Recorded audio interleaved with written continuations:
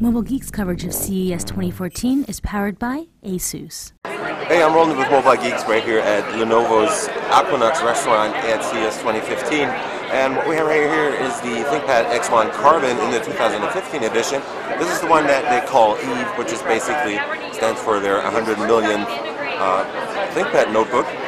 It's still a 14-inch notebook. It's supposed to be the world's lightest 14-inch notebook in this case, which isn't really true anymore because NEC is putting out, or Lenovo themselves are actually overdoing themselves with the new NEC La Vie series.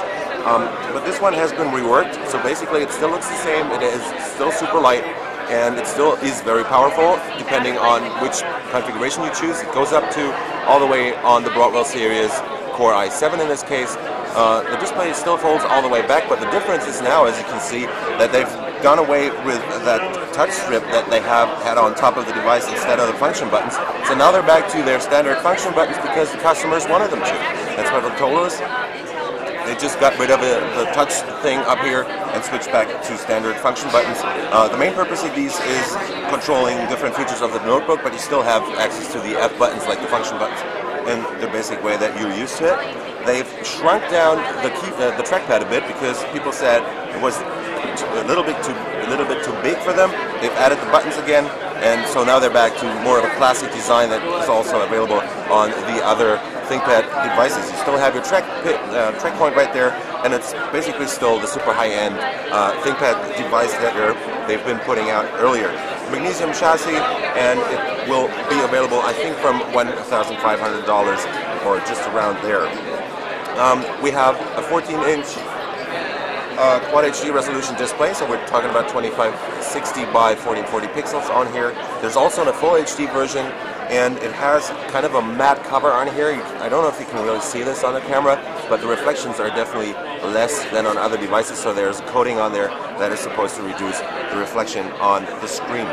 Under the hood, we're talking about up to, I think, 8 gigabytes of RAM and SSDs up to 512 gigabytes, but the difference is on this new model they have integrated a PCIe-based SSD, which makes it up to 80% faster than standard SSD that they've been using so far. So this is supposed to be a main difference and making the device much faster. They've increased the battery capacity on this device up to 50 watt-hours, so this will give you a runtime of around or just under 11 hours depending on how you measure it and how you use it. It's been measured using Mobile Mark, so that's how they came up with that value of just under 11 hours.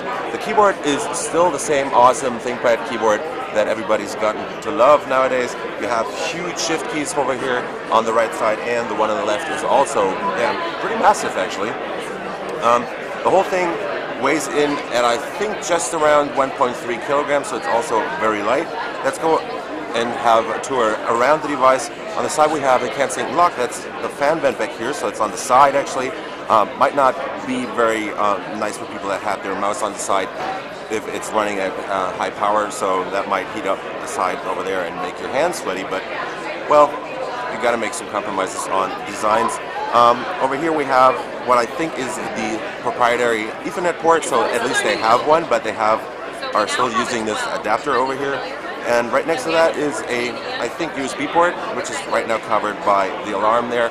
Should be USB 3.0. On the left we have your headset jack right there, plus another USB 3 port, including charging functions, display port right here, and a full-size HDMI.